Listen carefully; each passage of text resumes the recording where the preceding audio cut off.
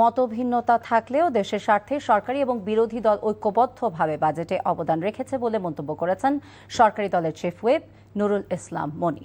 দুপুরে বিএনপি সরকারের প্রথম বাজেট উপলক্ষে আয়োজিত সংবাদ সম্মেলনে এ কথা বলেন তিনি। চিফ হুইপ বলেন, 9,38,000 কোটি টাকার বাজেট অনেক যাচাই বাছাই করেই দেয়া হয়েছে।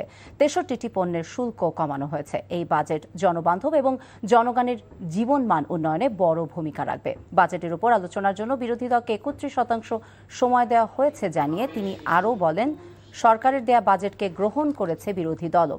তাই এই বাজেট বাস্তবায়নে দলমত নির্বিশেষে সবার সহযোগিতা প্রয়োজন বলে জানান তিনি। সচেতনতা বাড়ানোর তাগিদ দিয়ে তিনি বলেন, সামাজিক যোগাযোগ মাধ্যমের 90%ই ভুয়া, এতে কান না দেওয়ার অনুরোধ করেন তিনি।